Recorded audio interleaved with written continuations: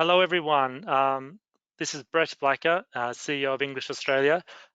Thank you all for joining today's webinar. It's been very highly subscribed. I know there's still people coming online now, and huge interest to hear about the ELICOS sector-wide response to some of the major issues that have been impacting on our sector this year, and namely from the bushfires and more recently around the novel coronavirus. We've been very fortunate to have really strong support from our government agencies, particularly that of Department of Education, Skills and Employment, Department of Home Affairs, and the from Austrade, who really was a catalyst in setting up today's event. It's a great opportunity for all of you to hear firsthand in what's happening in terms of the government response. We'll also be inviting questions throughout the webinar. We'll do our best to try and facilitate those. After each one of the presenters, we're going to stop and listen to some of your questions and feed those back to the presenters at that time as well, with some additional time at the end of the webinar, should there be some more questions to go through from you. Now, if we can't get through all of those questions today, our commitment is to follow up with those agencies and come back to all of you who have registered with some further responses to areas which can be covered. What I'm going to do is start now, start the webinar itself. I'll switch over from webcam onto presentation, and we'll go through the presentation in order, which I'll just highlight in a moment. So as I mentioned, I'm Brett Blacker, CEO of English Australia. With us today, we have from Department of Home Affairs, Matthew Noble, who's the Director of Student and Graduate Visa Section, two wonderful colleagues from the Australian Trade and Investment Commission, which is both Rebecca Hall, the Senior Industry Specialist for International Education, and Rhett Miller, who's just returned back. He's our Trade Commissioner Education in North Asia, still based, but just returned back for a short time while the current incidences around the coronavirus are worked through. And from the Department of Education, Skills and Employment, we have David Atkins, who's the Assistant Secretary for Framework Branch and International Division. I'll go through my section relatively quick. I know you're probably more interested in hearing from our government colleagues today. Without spending too much time, the start of the year certainly it fronted us with a number of challenges. Paramount throughout each one of these events has been the welfare of our international students, and something that as we proceed forward in a rebuild and recovery phase, the way in which we manage that welfare and response, it's critical to our long-term reputation. With the bushfires initially, obviously there was a lot of negative perceptions and misinformation, and you know, again, I'd like to acknowledge the good work that was happening through our government agencies to try and filter some of that information and provide more accurate messages, particularly through some of the social media channels in our international posts. More recently, and I think with much more impact, has obviously been the novel coronavirus, and you know, something that it's not being taken lightly, certainly here in Australia with our government response, but also by another number of other governments internationally.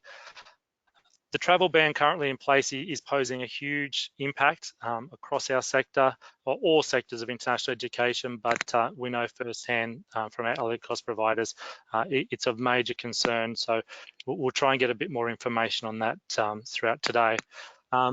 Going back, I'd just like to highlight that Minister Tian has been on the front foot around these issues really from the start of the year, and he called an emergency roundtable with stakeholders back in early January, or 21st of January, which was aimed at discussing initially how we would best position to be able to respond to the issues of the bushfire.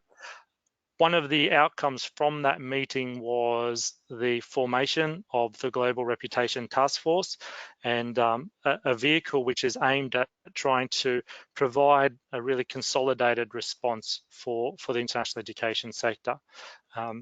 On that, and just to provide a little bit more detail, the task force itself, we've held 2 meetings, and in fact, the last meeting was just held prior to this webinar today.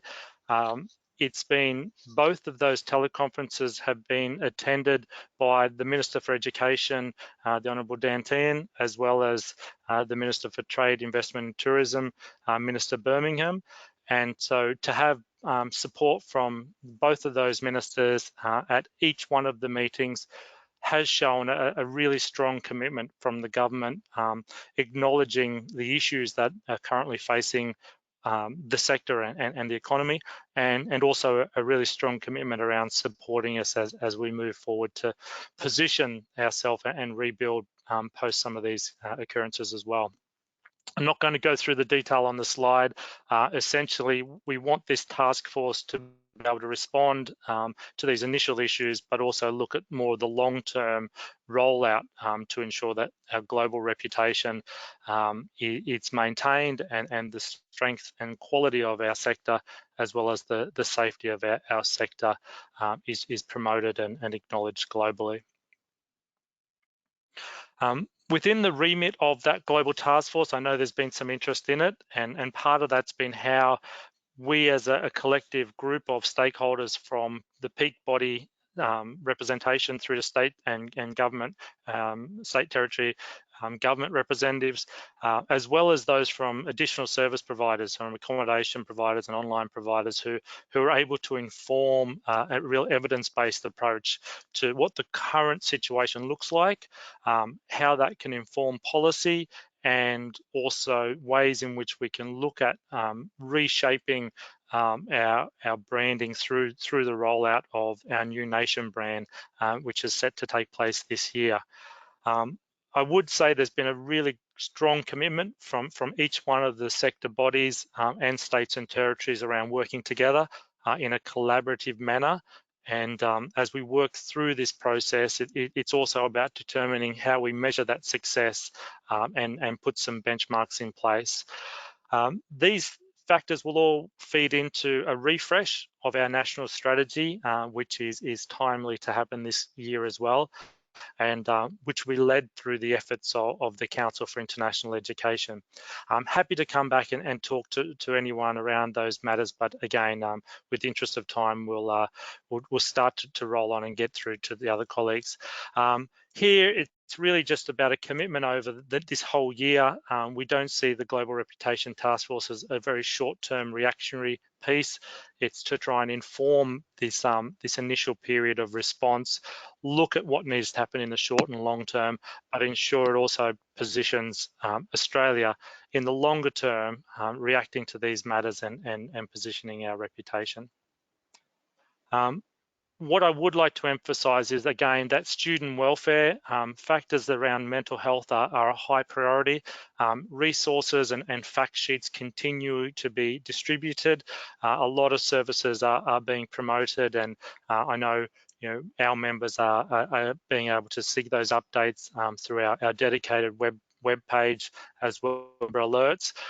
But really getting that accurate messaging is appropriate, and I do encourage people to access websites versus fact sheets as much as possible. Credit to the Department of Education and Department of Home Affairs, who have really been working strongly to provide more data, and I know Provider's got a really current release of data just recently this week, which has given a lot more insight into the number of students being affected, and through Austrade's wonderful support in supporting their range of messages for students too. And our regulators who have also come on board to provide their commitment to flexibility where feasible to support providers through this unique and critical time. Our board, the English Australia board, met with these 3 key departments last week, spoke through a number of the challenges and strategies that English Australia can undertake to support those agencies, as well as our members and the sector more broadly. This webinar is certainly one indication of that support, and through really accurate messaging, we'll continue to try and emphasise the commitment from the English language sector to our international community throughout the world. I'm going to hand over, actually, before we go to the Department of Home Affairs, I'm going to invite a colleague from Austrade, Rhett Miller, to give us a few comments before we hand over to Home Affairs. Well, thank you very much, Brett. So everyone, I'm going to focus my comments on the situation as it currently stands on the ground in terms of affecting providers, and also some of the things that we're doing in terms of comms in market to mitigate the damage arising from the impact of the coronavirus and associated travel restrictions. Rebecca Hall later in proceedings will give you a broad overview of what we're doing when it comes to our Study in Australia website and aggregating comms in terms of resources for providers and education agents, and indeed our student-facing material here at that point in time. So in terms of what's happening on the ground, this week, most of the Chinese population, with the exception of those in Wuhan and other cities in Hubei province, officially resumed work following the government orders not to return to places of employment after that extended Chinese New Year holiday period. However, various provincial governments have requested that employers be flexible in their work arrangements and permit employees to work from home where possible. So what this means is that there'll be a continued impact on both in-country provider staff and education agent staff and their operations going forward in the market, with many people still working from home.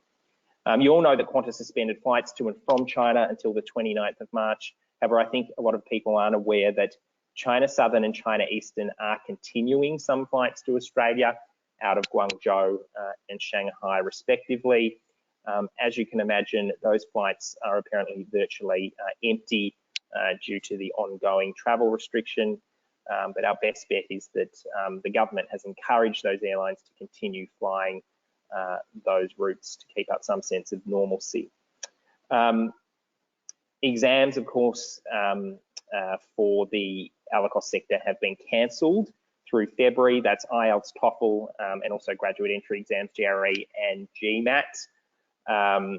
We don't have any further information on that and whether it will be extended, but we will keep you posted in regards to that. Most in-market education agent events, of course, as you'd expect, have been cancelled in February and March, but some agencies have indicated to us that they plan to conduct online education fairs in this period. The Austrade team, incidentally, in China has been requested to participate in these online fairs to deliver a Study in Australia webinar presentations, and we have agreed to do so. So there will be continued promotion of the Study in Australia message throughout this crisis. Providers should contact their agents to see whether they too can participate in these online recruitment events, which I think will be very useful, so we have some sense of normalcy from the market. China's MOE has announced the postponement until further notice of the opening of the 2020 spring semester for all Chinese education institutions at all levels due to the virus, and any further resumption of face-to-face delivery will be determined by local authorities at the provincial and municipal level. The ministry has also released a statement calling for the delivery of online education as an alternative to that face-to-face classroom experience to try and minimise that impact on students.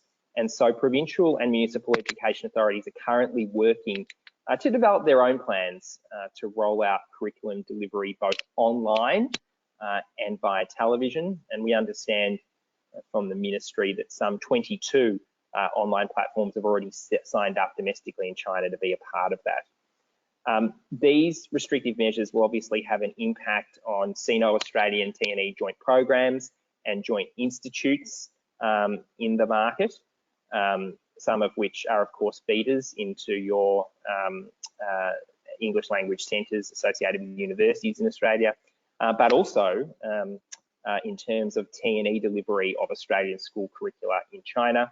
So, whilst this will mostly be for providers from other subsectors, they should be contacting their partners to determine the impact on their programs locally in market. Austrade and the Department of Education are currently working with online platform providers here in Australia to determine how we can assist them in delivering curriculum content online in China. We're talking to a number of providers and looking at developing a list which you will be able to access to then potentially leverage your content online into the market. It's important to be mindful, of course, of the restrictions in relation to online delivery in China, but for content that is less controversial, i.e. doesn't address any sort of political issues or access foreign media, that delivery should be fine. We'll also produce a guide to help providers with some of the do's and don'ts to think about when leveraging content online into the market. And we'll release both that guide and further information re the list in the near future. In terms of our comms at Post, Austrade and the Departments of Education, Home Affairs and Foreign Affairs have communicated information regarding the virus and travel restrictions through government and Study in Australia social media, Weibo and WeChat accounts. And all the hard information in relation to the travel restrictions and health messages and visa messages have been reposted as quickly as we can once we receive that information, which has been helpful to the market. As you'd expect, the sentiment has been extremely negative to date, with the issues raised in relation to the restrictions itself, negative commentary on the online alternative, and also queries about what is known as the 14-day third country option, which under the current guidelines from Home Affairs allow a student who departs China on or after 1st of February to spend 14 days in a third country to then enter Australia. And that has been confirmed once again as correct advice to students, but it's important that they don't rely on that option. As you know, the restrictions will be reviewed going forward. So it might be the case that that particular advice changes. There is a silver lining though in terms of the comms, and that is we've started to see our first positive sentiment, particularly in relation to video messages that demonstrate the sympathy and solidarity of the Australian people and the Australian education sector with the Chinese people and those fighting the outbreak in China. So can I encourage you all to, if you haven't done so already, to look at putting together translated messaging, which then can be conveyed through your own social media channels in market and the government social media channels to express that sympathy. It is being very well received. We must remember that this is about them. It is not about us. This is really China's crisis. And, you know, as we've seen with other markets, i.e. in Japan and Canada, for example, those expressions of sympathy are playing out really well with brands in the marketplace for other industries. We can circulate to you after this a contact for you to send us those comms, and once we get that, we'll make sure that they're reposted very quickly. A final point, just for further updates on the novel coronavirus, and the resources available for both students and providers and education agents. Please go to the Study in Australia website, www.studyinaustralia.gov.au. That's what we're using as a sector to try and aggregate information. So where you can, please refer students to that website. An example of some of the things that are going up there, a list is being developed at the moment, which has links to all institutions in terms of the information that we have to hand in regards to their own coronavirus policy and support. So that's a very helpful thing for students both in market and here in Australia. So I will leave it there and open the floor to questions. Thank you very much, Rhett. We're just going to see if there's any questions coming through on the chat. One moment.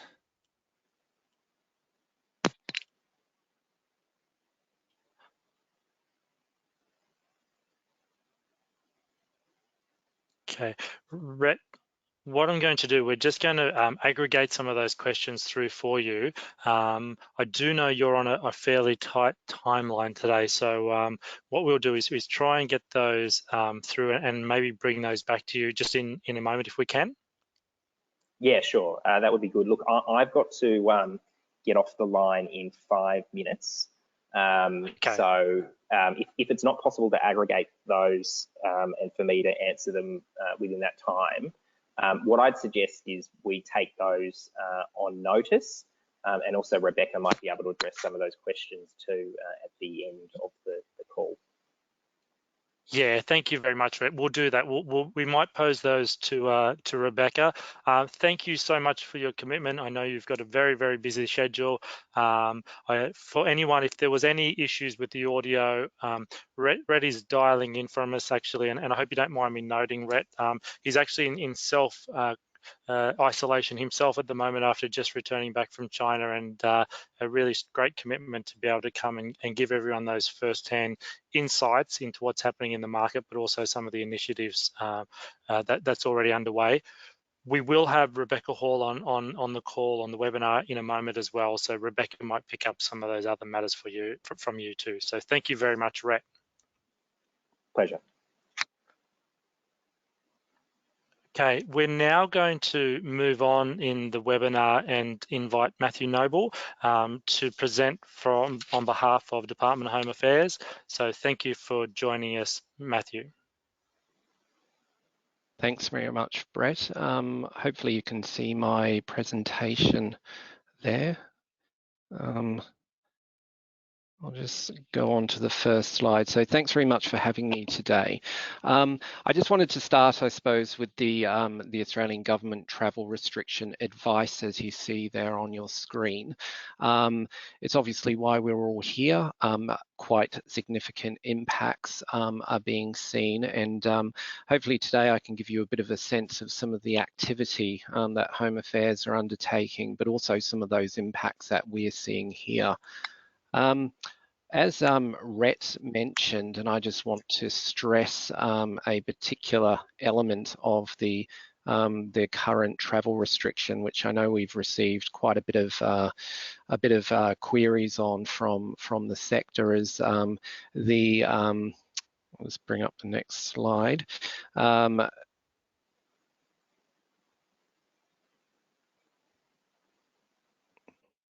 moving on, right.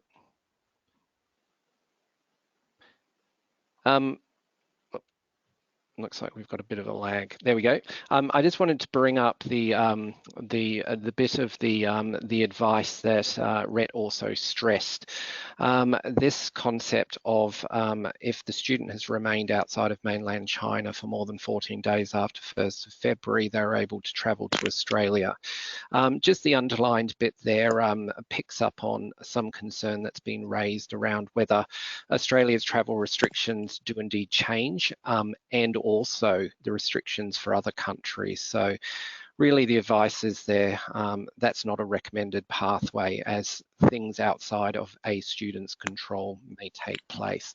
I'll just also make the point that that part of the travel advice is still based on the overall public health risk advice that the PM took his decision on. So that's not a Home Affairs construct, that is based on the initial travel restriction detail.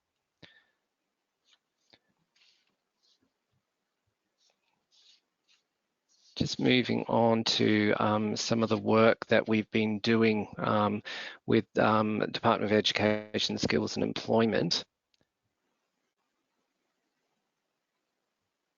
Just wanted to highlight some of the activity around data. As you would have received now, 2 sets of data have gone out via our education colleagues. First set of data was that high level data that was provided to give providers an indication of a raw number of Chinese students that may be offshore. That's been further nuanced over the weekend, and I understand through PRISMs now providers can access student level data based on Home Affairs information. So hopefully that has been a useful set of data for providers. I note that ELICOS, it can be sometimes problematic in terms of the way the Department of Home Affairs is pulling that data. It relates to the principal COE, so sometimes when to unpack an ELICOS proportion is difficult. Nonetheless, I hope some of that information has been useful for providers to assess impacts. I just wanted to give you just a bit more sort of current data on some of the numbers that we're seeing. So just a bit of a cut there around offshore Chinese student visa holders. Now, again, I'll just note that the ELICOS figure is indeed, you would know as providers, not correct.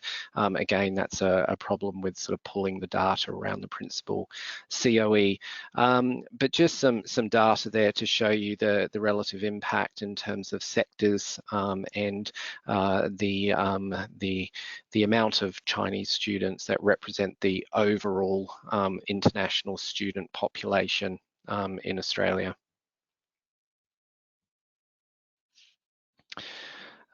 Like I said, just to give you an idea of some early impacts as we're seeing it, there has been, as you would imagine, a fairly significant drop in lodgements from Chinese nationals. That would be for a range of reasons, but of course in our student market, that is directly related to the travel restriction, no doubt. We're sort of seeing around about a 90% drop in lodgements after travel restrictions were announced.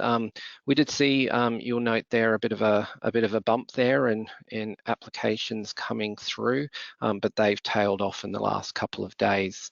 I'd make the point that processing of visas, of course, continues around the world and also in our offices here in Australia. We were just looking at some data before, notwithstanding this significant impact, global lodgements are up 1% as of 31st of January. So China, very significant market, as you all know, but still healthy lodgements across sectors globally.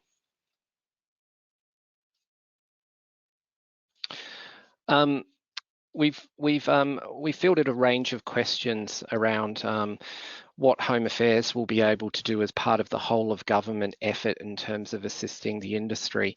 At the moment, we're obviously very bound by current legislative frameworks. Visa application charges apply, applications need to be lodged, mandatory criteria need to be met in order for either a further visa onshore or indeed an initial visa offshore.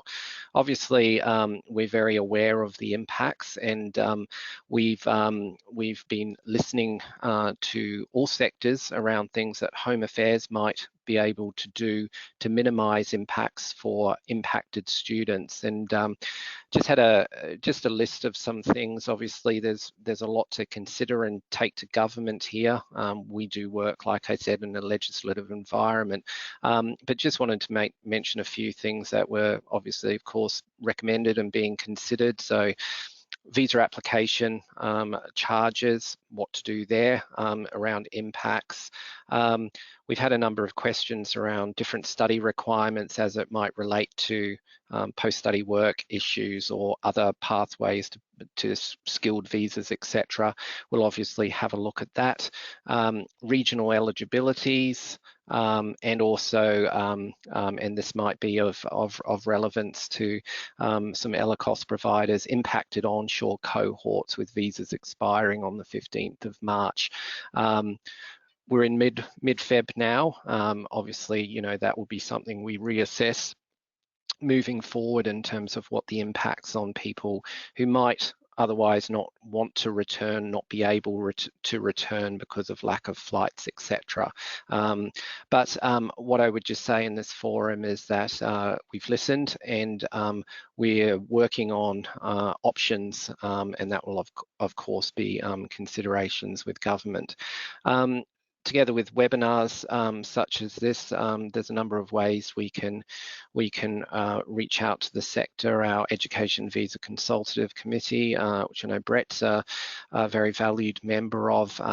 As Brett also mentioned, the Global Reputation Taskforce, that's a great forum to look at that sort of rebound and what government can do and listen to industry. We've also got some internal mechanisms, of course, provider updates, etc. And through peak bodies, where I know I'm very always hopefully available to discuss any particular sector issues that you might have. So there's a range of channels there that will hopefully be of use in the coming weeks.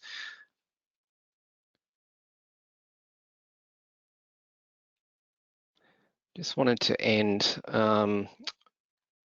just with a last slide there, if it could come down. Sorry, just while I'm waiting for the slide to hopefully kick into life. I just wanted to mention a couple of things that, and I know David Atkins is on the line for education, who may pick up on some of this, but we've been receiving a lot of inquiries around if a student is able to apply, able to continue studying online, would there be any issues for the visa? The simple answer to that is no. We don't regulate the mode of study. So if education regulators, etc., and I know TEXA have been very much on the front foot with that. If it's okay from a regulatory perspective, no issues for visas there. Some of the other questions that I just wanted to pick up on is around deferral of study. Now, there are obviously mechanisms to do that. Again, a deferral of study wouldn't have any impact on visas. So I know TEXA and Education have provided advice on that, whether it's through the PRISM's help desk or at other forums. That's what I wanted to run through today, but Brett, I'm very happy to take any questions, or if you want to keep the webinar going, I'm happy to take them on notice and get back to the group later. Thank you, Matthew. And if I may, Matthew, thank you very much for all your support through this webinar and the various other committees. One question I would just like to raise that has been posed through this webinar has been around Hong Kong and Yes. and some uncertainty around the status of Hong Kong passport holders, those with Chinese residents, and you're able just to give a bit of insight into the treatment of either students from Hong Kong or Hong Kong residents. Yes, thanks, Brett. So the travel restriction applies for any foreign national who was resided in or transited through mainland China from the 1st of February. So those Hong Kong residents, indeed Chinese passport holders, if they weren't in mainland China, so not Hong Kong, and they haven't returned since, they would not be subject to the current travel restriction. Thank you. And just one other quick one that's come through. One of the questions is around students on packaged offers. If it's too technical, please let us know, but it's around if a student's on a packaged offer with cost direct entry in higher ed and not able to start their direct entry program on time, so their cost course, will their visa be cancelled or will they need to apply for another visa? Yeah, look, Brett, that is a good question. And probably what it comes down to is whether that person indeed wants to continue that front end of their course, the ELICOS, at some deferred date. And if they did that, I would imagine in most circumstances that would be okay. Obviously, there would be consequential impacts there on the further bits of the package to study, and there may be an issue with the visa validity covering that period. So I think that's certainly one of the things that we need to consider in terms of those impacts, and you know, seeing if there is anything that we can do in discussion with government around minimising further visa application charges, or indeed, you know, having to apply for further visa validity. But hopefully, after relevant government consideration, we'll be able to say more on that. Thank you. Matthew, thanks very much. And I think that last point around what's happening in terms of consideration around those potential strategies that can support students that have been impacted, that's really valuable. I know through the Global Reputation Taskforce and other committees, there certainly has been a commitment from the Department of Home Affairs to look at those strategies. Whilst it's still being worked through, I know that there are certainly things that are being looked on. So the other ones in there are around post-study work and whether there's been an impact on post-study work, and or one other, just very briefly, you may not be able to pick it up in time, but the processing of visas currently and what's the situation. Yeah, so obviously aware of some media reporting today. The important note there is that globally visa processing does continue. We are still welcoming applications from mainland China. So we indeed are receiving student and other visa applications from people in mainland China, obviously anticipating at some point travel restrictions will relax. There are some practical issues around moving through to a full visa approval at this stage regarding meeting some mandatory criteria. We're aware, obviously, of a number of, I suppose, dependent authorities being closed or restricted access in China, including panel doctors and other English language testing facilities, some of which obviously don't apply in different visa applications or sectors. But the important note here is that visa processing is continuing. And like I said at the outset, obviously, you know, China is a huge market and an important market, but global lodgements are up 1% as of 31st of January. So we're still getting a good volume of students coming through, despite what is, you know, hopefully a short-term downturn in the China market. So our processing officers continue, of course, to point their attentions to those other caseloads to ensure that people who aren't impacted by the travel restriction are able to enter Australia as quickly as possible with a visa to commence or recommence studies. Wonderful. Matthew, thank you very much. I know you do have some other commitments today too. We will have some other questions which we'll bring to you Sure. offline, but Sure. thank you once again. We do sincerely appreciate the support from Department of Home Affairs and ongoing commitment to the early cross sector. Thanks, Brett. Thanks for having me, and apologies I have to head off, but happy to look at any further questions. Thanks, Matthew. Thank you. Colleagues, we're actually now going to move on in the presentation, and I'm going to invite Rebecca Hall as our next presenter to provide an update on some of the market sentiments and initiatives through from Austrade. So welcome, Rebecca. Thanks a lot, Brett, and thanks everyone for joining us today for this webinar. A really effective way for us to bring the updates to you, I know, at such a critical time. Brett has done a great job up front in summarising what's happening in the market. I'm going to take a bit more of a broader view because a lot of the feedback that we're also getting from the sector is obviously we need to address and respond to the immediate needs, but also what are we doing in other markets and other programming. So I'll move quite quickly along because I know there's probably a lot of questions, and I'll go to the next slide, or am I able to drive? I'm not sure who's driving here.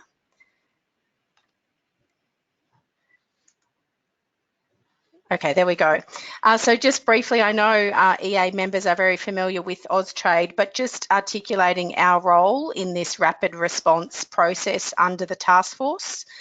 We are taking on the role as aggregators of information for our students, both onshore and offshore, using the studyinaustralia.gov.au channel.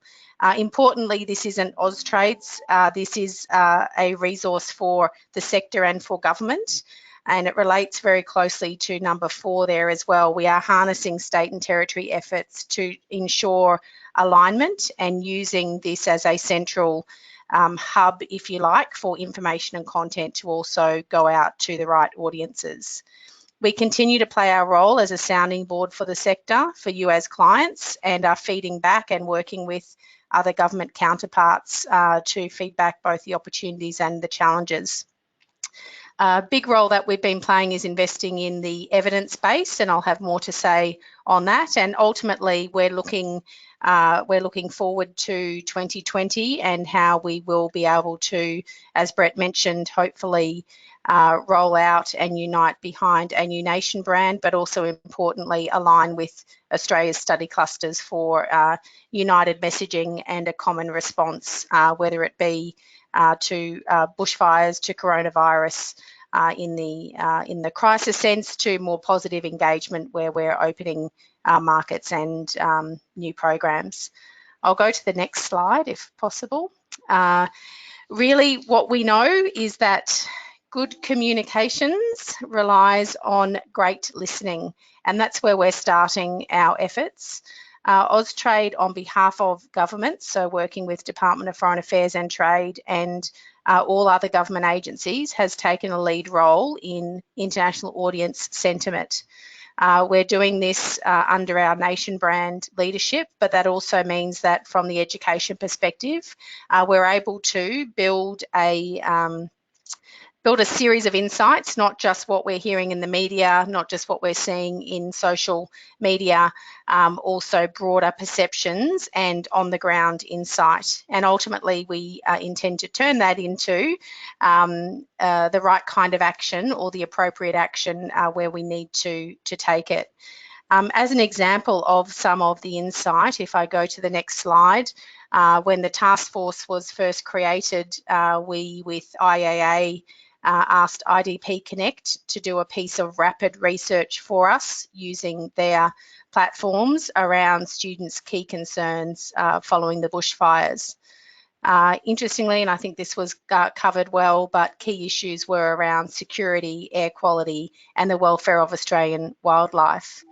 We also at that same time conducted a pulse survey of agents through a range of aggregators, And not surprisingly, agents had reported increased inquiries from students and parents, but it was quite balanced in terms of whether that had an ongoing negative impact on Australia's reputation as a safe and welcoming location.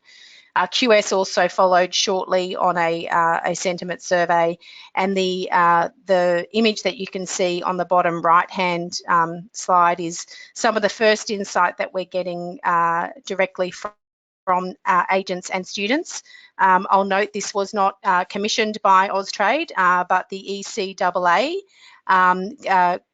conducted a survey of more than 16,000 students who were due to come to Australia and asked them a series of questions. And one of those was, if it was impossible for you to start your course on time, would you? And we can see there, I know it's small writing, but 31% said they would potentially consider another destination. Acknowledging that this is not government auspiced data, but we're pulling on a range of insights so we can look at the appropriate action or analysis. I'll move to the next slide, and I'm actually using some of the questions that the EA board had asked us last week when we met. And the question was, what are the short-term strategies that we're putting in place to support messaging? I wanted to share with you some of the organic messages that we're seeing come through from institutions, from the Minister, from our teams in China in language, from Austrade's CEO, and from states and territories. And some of you have heard me talk about my C model, and I think for this, in terms of the messaging, what we know, where we need to be positioned and what we know is resonating well, and obviously we need to live up to this, but we care, we're collaborating, and we're being creative in our approaches to solve the issues. That's our aspiration in terms of messaging. It's certainly how I've been seeing it come through in the past couple of weeks, and I think that's a space that we really want to continue to own in terms of supporting students both onshore who are already here, students who are waiting to arrive, and obviously our broader community that is impacted by this, including your teaching staff, your college suppliers and partners as well, who are all impacted. Of course, acknowledging Rhett's initial points that it's so important that this is not about us, that we do recognise the real challenges that are facing many of our friends and partners in China. I'll move on quickly to the next slide. I wanted to give you a sense of some of the messaging models that we are using and the audiences that we are talking to. And a key consideration here is to make sure that we are using a centralised communications ecosystem and modular formats to be able to get messages to the right people at the right time. This is actually work that Austrade has been thinking about for some time, particularly with our states and territories. And so we're starting to put that to the test as we respond to and work with you to respond to the coronavirus. You'll have this deck later on and you can ask me more questions, so I'll keep moving quickly along. The strategic themes that we've been using in messaging and what's been resonating, if we go to the next slide, is a focus on how we inform. Even in the early sentiment surveys we've been doing with agents, students, parents and partners, it's about that clarity of information. It's about aligning up our advice, and so we are still very much in the inform stage, given things are changing regularly. But we also need to ensure that we're still active in our other social media channels. So on the left-hand side here, you can see the strategic messages that we use to promote Australia, and we're making sure that we're continuing to invest in that. But importantly, also moving to acknowledging, sharing, and uniting. So they're the themes that we're working on, and we will have some more information and resources for you. Rhett mentioned a few of them. If I go to the next slide, I'll give you an example of what it looks like on the Study in Australia site. And just to acknowledge this, this is about whole of government. This is our partnership with other policy agencies and with other states and territories to ensure that we can use a central platform to get the information into the right audience's hands. So we're actually very glad that last year we spent some money in refreshing the website, and we're able to build a range of resources and links for international students and for you as providers. We on our social media are active both here in Australia and in China, and we are through the Taskforce planning to share some more granular detail about how our messaging is tracking, also to share that with you as well as individual providers. And we have been working very closely with states and territories to get joint messaging out. And ultimately, we do need to look beyond the next month or so, and we are also working on global campaign development, particularly as we plan to have a new nation brand out shortly. I'll try and wrap up here. I think I have one more slide, maybe two more slides. I changed it this morning. One of the other questions that we get asked often is, well, what else are we doing, and how can you as providers engage with us? So this slide, probably very hard to read, but gives you a sense of targeted events that we're working on over the next 3 months, a focus on student to student, but also business to business activities. And obviously, as Rhett noted, we are well aware of the challenges of not just recruitment and partnership activities in China, but across many of our markets. And so we are planning to also be trialling new ways of virtual recruitment and investing in digital recruitment as well.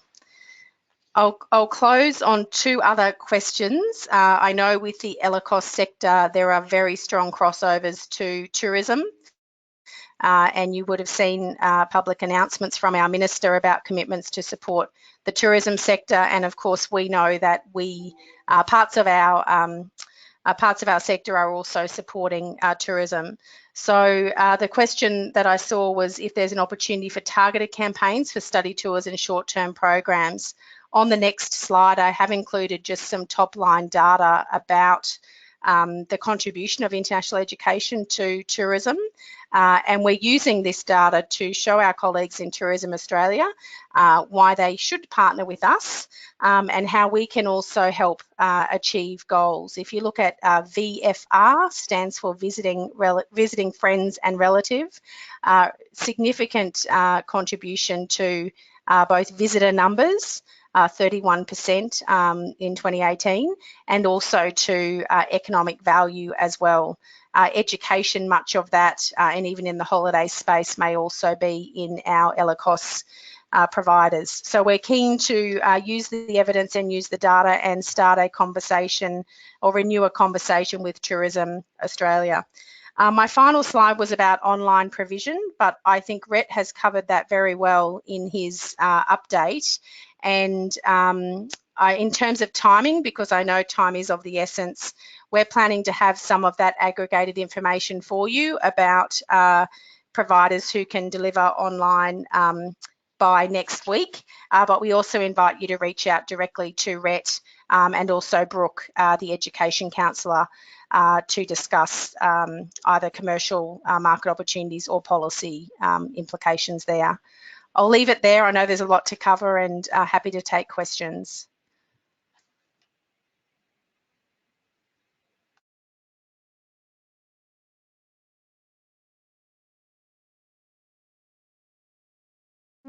Thank you very much, Rebecca. Rebecca, I think you covered off this one just a moment ago in terms of the production of the online resources, which was mentioned by Rhett. Just confirming, you expect that to be out in the next week or so? Is that what your timeline you're working on at the moment? Correct. Early next week, advice via our market information package, but also information posted via the resource hub at Study in Australia. Excellent. Thank you very much. So just going through there, I think the comprehensive nature of your presentation today, again, shows the commitment from Austrade, and having Rhett coming on board up front and giving us those market insights has been really valuable. But the work that Austrade is doing in terms of that messaging through WeChat and Weibo, is this the, sorry, can I just confirm, if providers have examples, so the question is, providers have examples of good practice, where should they be sent to? Great question. I would give you an email address, but I would rather have a place for you to go via Study in Australia and to upload them directly. So we're hoping to have an upload page also ready by the end of this week. Otherwise, I'll send you a generic email address that you can send them to. The more content we have, the more positive stories we have, the better we can build that message. Equally, and I'm sure, I know, Brett, you're on the task force, Minister Tehan and Birmingham have also asked for specific examples of where things have not gone well, where you have examples. They want to hear those examples. I know that the ministers have got personally involved in some of those issues. So share the good news stories, but also the tangible examples where things may not have gone as planned. Yeah, thank you, Rebecca, and a really good point. I noted up front the commitment from the two ministers in their representation on the task force, and without going into too much detail, that point around wanting to understand the issues and was really well conveyed in the task force today. Also, I think that their knowledge of some of the things that are working and not working, it's clear that they've got a strong interest in this matter at the moment. One of the points I think which was really positive today was the commitment from both Minister Tehan and Minister Birmingham around both short-term support now, but commitment to the rebuild as well. And I think your Minister Birmingham can acknowledge that very strongly. Thanks, Brett. Wonderful. Thank you, Rebecca. Now, I believe, Rebecca, you're actually going off to support our colleagues in the school sector at the moment. So we'll collate some of your further questions and filter those through once again. But thank you to Rebecca for all of your work and to the Austrade team. We're now going to invite our colleagues from Department of Education, Skills and Employment, formerly the Department of Education and Training, and I'd like to invite David Atkins, who has taken on his new role, and in this capacity in joining the department, has graciously come to present for us today. Thank you, Brett. And if people can't hear me, this is going to be a bit awkward. So unless I hear others, I'll assume that's all okay. Hearing you very good. Thanks, David. Brilliant, thank you. One always wonders with webinars. It's always a leap of faith. But thank you very much. As I said, I've recently joined the international division in the department, or I've been in the department in other roles for some time, some years, and I'll cover off quickly on bushfire and novel coronavirus response topics. And I would just like to thank English Australia and Austrade for this opportunity. It's really important that we share information across the sector as well as and quickly as we can. But also, I'd like to acknowledge my colleagues from Austrade and Department of Home Affairs who have been on the call, with whom I've been working very closely over this period. Start with bushfires first. As you can see on the slide, the statistics are very sobering. The bushfire season this year has been unprecedented and quite devastating. 3,000 homes have been confirmed as lost, which just really sends a chill down one's spine. Significant damage to livestock and farming infrastructure in particular. 11 million hectares burnt.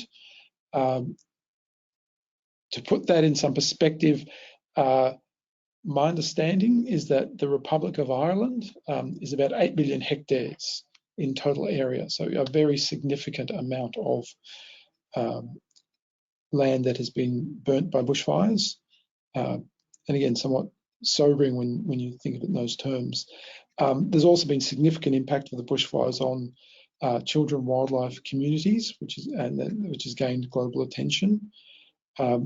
it's also had a very an impact on Australia's education sector as a result of sort of very stark images that have been on media worldwide, and this was the initial genesis of the Global Reputation Taskforce that was referred to earlier. The Australian government is continuing to deliver assistance to states and territories as they battle these fires to help protect lives, ensure fire-affected communities are well-resourced and functioning, and that evacuations where they're required can be put into place quickly and effectively. In terms of support for education and training in particular, the Australian government is supporting children, students and families that have been impacted by bushfires so that they can access early learning education, childcare, school education, higher education with as little disruption as is possible in light of the magnitude of the effects. On the right-hand side of the slide, you can see some key figures about that sort of support, what that looked like. There's been an extra payment made for children with families with children under the age of 16 who are eligible for the Australian Government Disaster Recovery Payment, and this brings the total payment for these children to $800 under this payment type for families that have children under 16 who are eligible for that payment. That was announced. That was on the 15th of January. On the 17th of January, the government made a suite of announcements specific to early childhood childcare in schools, including $5 million, which is reallocated within the Community Childcare Fund for bushfire-affected early childcare centres.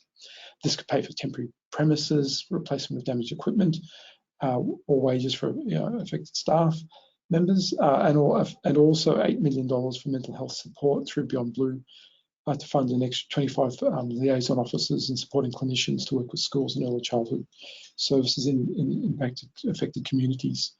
In the university sector, to help students from bushfire-affected communities to attend university, students can apply for one of more than 1,000 scholarships through a $58 million Rural and Regional Enterprise Scholarships Program, and special consideration is given to those affected by drought and bushfire. Applications for the new round of those scholarships, the Rural and Regional Enterprise Scholarships, opened on Monday, the 20th of January. There's also support for training and employment, including the $585 million skills package, which was announced in the Commonwealth budget, which supports up to 80,000 new apprentices in areas of skills shortage, including in bushfire-affected regions. The department is also ensuring that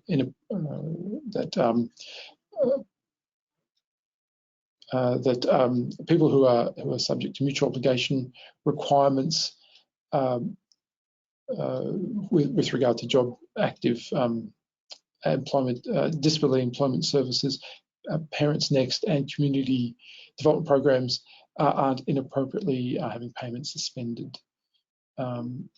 In particular, on the 6th of January, the Prime Minister announced that job seekers and participants in bushfire-affected regions would not have mutual obligation requirements for at least 2 months.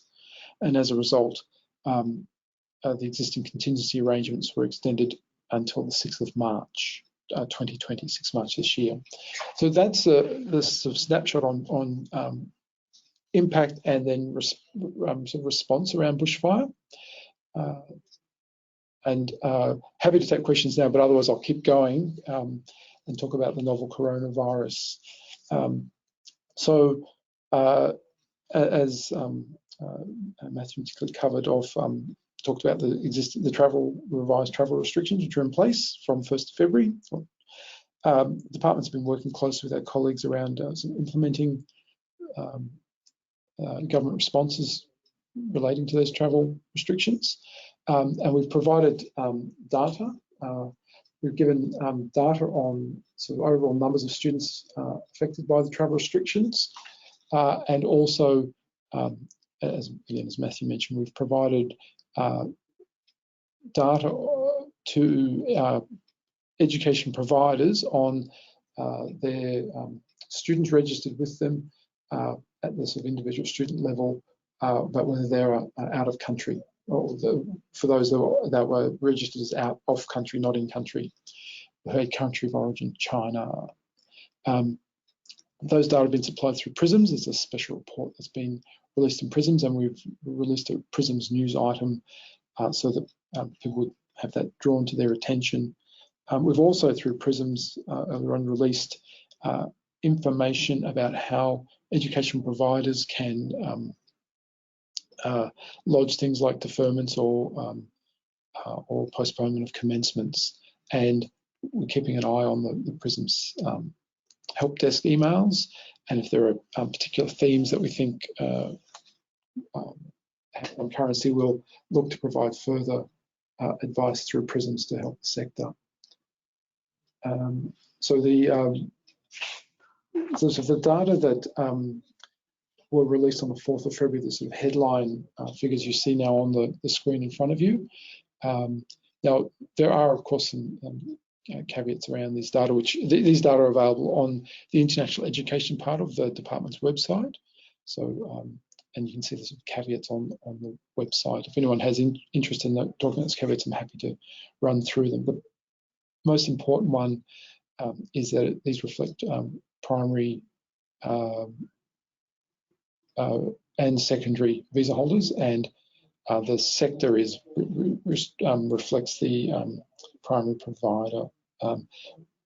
Again, as Matthew flagged, particularly in the ELICOS sector, we acknowledge and understand that this may not, well, this can be particularly challenging to sort of disaggregate, but it's always a balance between getting the numbers out quickly and thinking about how we can then try and do some further disaggregations, which is very much on our mind.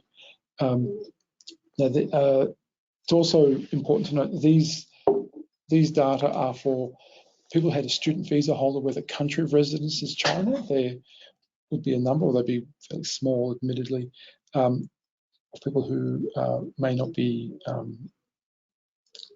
citizens of China necessarily in this particular snapshot.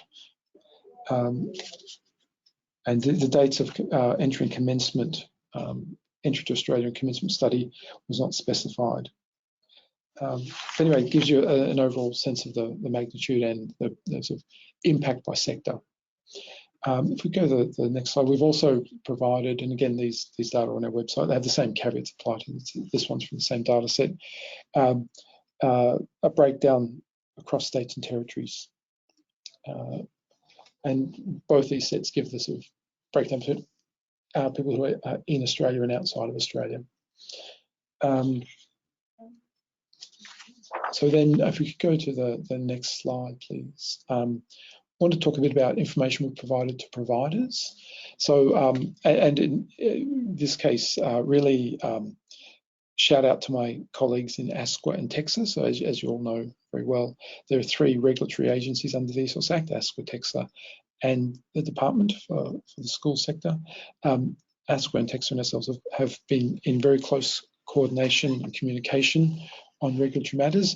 ASQA, TEXA and ourselves have also put out sector-specific advice, the gist of which has been to encourage providers to consider appropriate flexible arrangements, such as online delivery, and also flexible approaches to student attendance, and to note that the regulators would take an understanding view of such things, although, and very importantly, providers should document all flexible arrangements made on a student-by-student basis.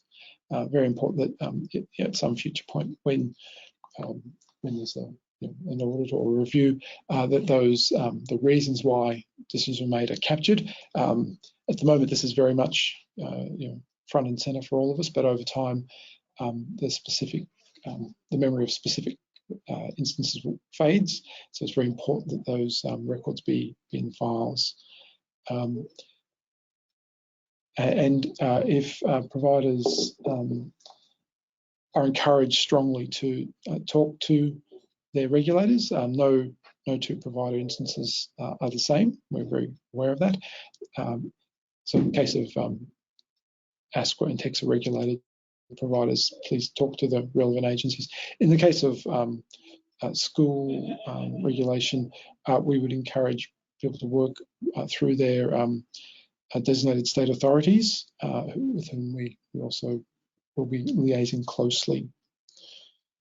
We'll be very, very keen to hear from people in the webinar about what methods of flexible delivery people have thought about and identified as adaptable or suitable for particularly the ELICOS sector. We're mindful that ELICOS has particular challenges, particular requirements. So we are very keen to sort of hear feedback on that. With regards, also just want to make a call out in the bottom left-hand corner of this slide. There's a bullet point about providers enrolling younger overseas students. So did want to make a particular call out that providers who have responsibility for approving welfare arrangements for younger overseas students must ensure that alternate accommodation for the quarantine period complies with Standard 5 of the National Code. We acknowledge that school providers during this difficult time may not be in a position to fully comply with the requirements under the ESOS Act and National Code in other areas, in particular with regard to meeting reporting requirements under Section 19 of the Act. Reporting or deferral within the required timeframe. The department does not intend to pursue regulatory authority and encourage it. Will be is working with designated state authorities to take a similar approach, although ultimately the approach taken by individual designated state authorities is a decision for them. But we are working with our colleagues to encourage flexibility on Section 19 reporting in particular. And if you look at the sort of information provided by ASQA and TEXA online on their websites, they specify particular sections of the national standards and national code where they think people will be most comforted by knowing that they're going to be taking a flexible approach to regulation. There are fact sheets available on the department's our international education website, which go into the regulatory flexibility issue. For ASQA and TEXA regulated providers, they really just link through to the ASQA and TEXA relevant information, which is on their websites, but those links are there. Now, in terms of information to students, we've also have information available. We've got some fact sheets available for students in English and Mandarin. We also have a call centre, which is currently operating from 8 AM to 8 PM Australian Eastern Daylight Time. It's a 1300 number. Numbers on the slides, but it's 1300 981 621.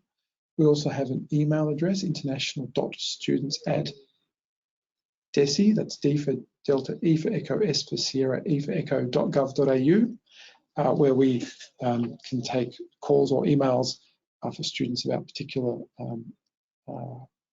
circumstances they'd like to clarify. And fact sheets, Australian government fact sheets with updated information are available at internationaleducation.gov.au, but also studyinaustralia.gov.au. So that's the sort of overview we wanted to give. So we started with talking about bushfires and in terms of novel coronavirus response. So in particular, I'm happy to take any questions, but we're very interested in knowing or having any feedback on regulatory side of things, and also any feedback on methods of flexible delivery options that ELICOS providers have identified. We are also, just for information, having similar discussions with particular higher education providers around flexible delivery options. And the discussion with the higher providers is, as you were seeing in the earlier data, given the sort of significant impact of the higher education sector, and it's the biggest single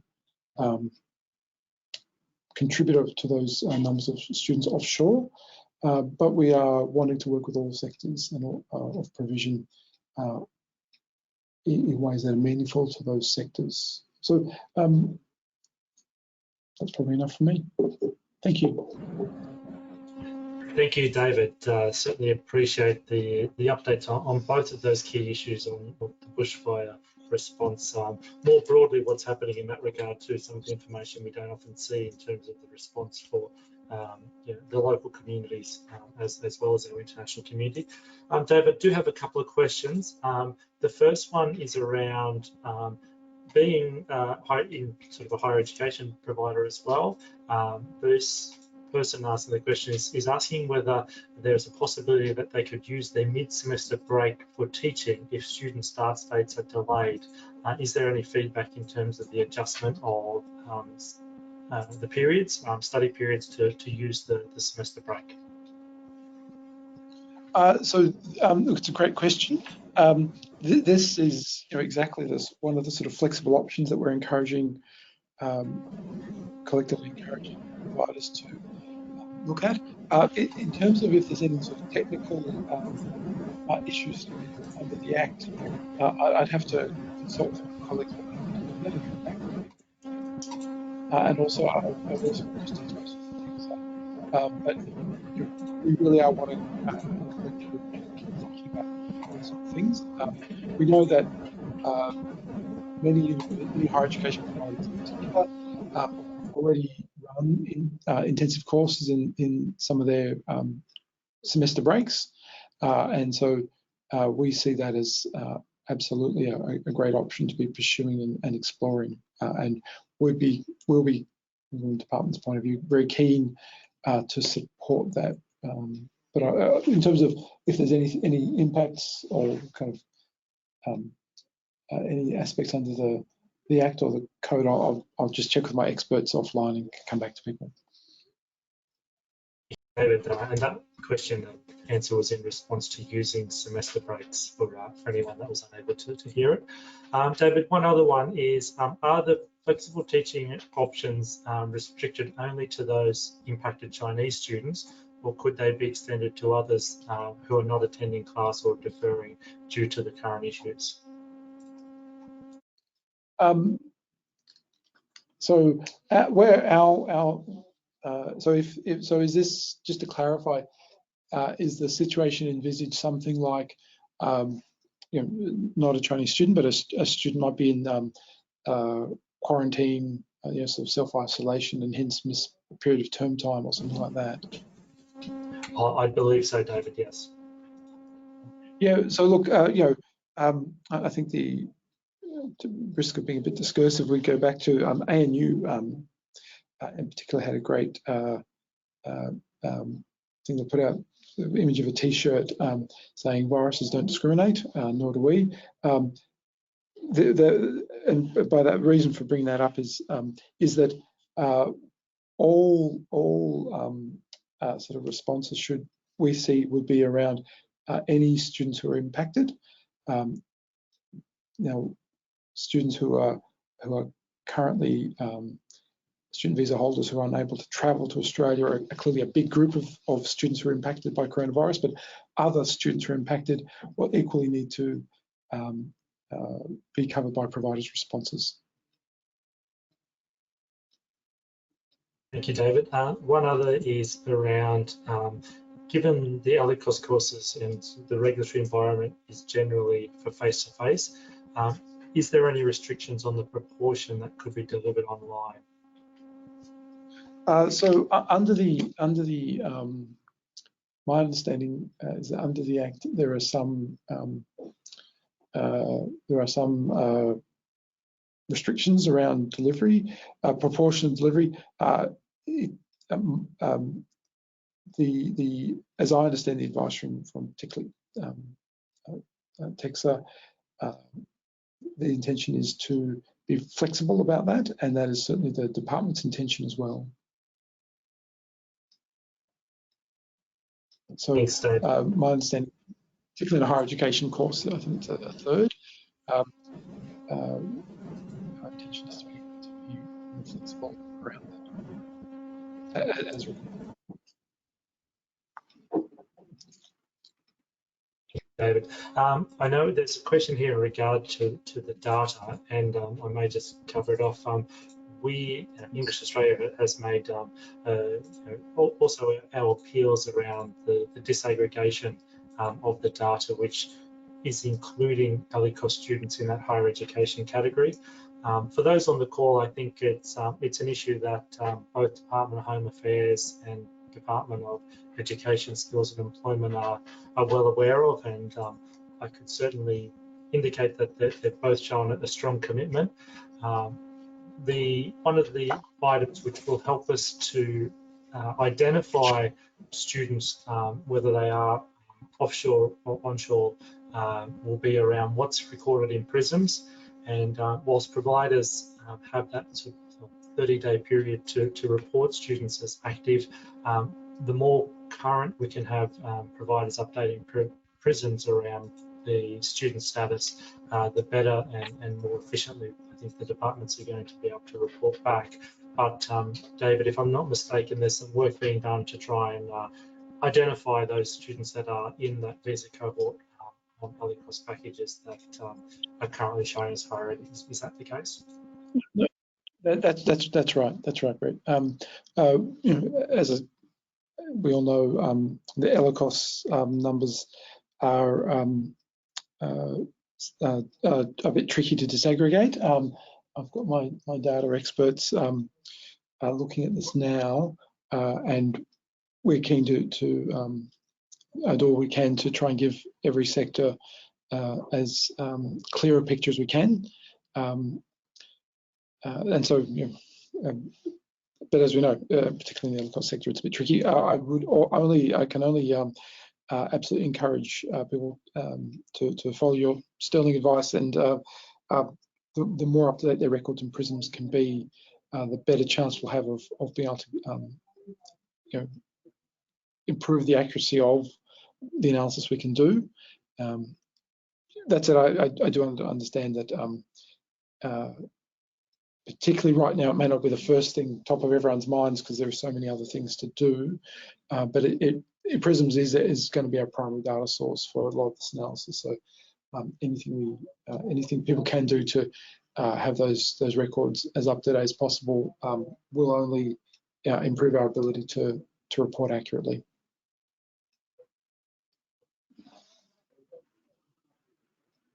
Thank you, David. And for those also interested in the data, we're currently working on our latest market update, and which is at this stage still the November 2019 data report. In saying that, the department has also, Department of Education, Skills and Employment, recently released a new snapshot which will provide information on in this next monthly report. That snapshot shows the difference between students studying on a package versus on independent ELICOS. One of those insights is not 97% of the visa holding students who studied ELICOS in 2019 were not on an independent ELICOS visa, and I guess that's one of the factors for which the department's trying to get more clarity on the current position. But yeah, that further information will certainly come out in our next update as well. We separately are looking at some new initiatives for some quarterly market insights in this coming year, which will hopefully help to track the data better. David, one last thing. I believe there's been some work done by TPS as well, and that the TPS have released a fact sheet on the way providers should be dealing with this matter. Do you have any comment on that? No, it's a really good point. I was going to also going to cover at the end. Yes, no, we work very closely with our colleagues in TPS, and I would encourage people to stay abreast of the information their fact sheets are also putting out. But yeah, that's probably enough. Thanks.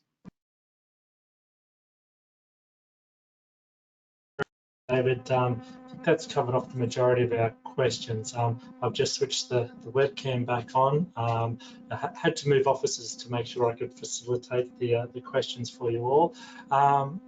David, thank you for your time in presenting today and for the commitment from the department in supporting our sector during this difficult and unprecedented time. Special thanks also to colleagues from Department of Home Affairs and Austrade. Each of you certainly have shown strong commitment through the various committees, but also through your time in supporting this webinar today. For those who have joined the webinar, thank you also for your time. We're happy to take any feedback, any questions that you might not have wished to provide as part of the webinar. Please do send those through to English Australia, and we'll be sure to seek the update from the various government agencies and provide that back to you as well. We, again, know that these are difficult times, these are challenges. We're certainly committed to providing as much support as we can to all of you, and no doubt that the resilience of our community here will shine through. But thank you, everyone. I hope you've enjoyed the webinar, and yeah, look forward to any feedback. Bye for now.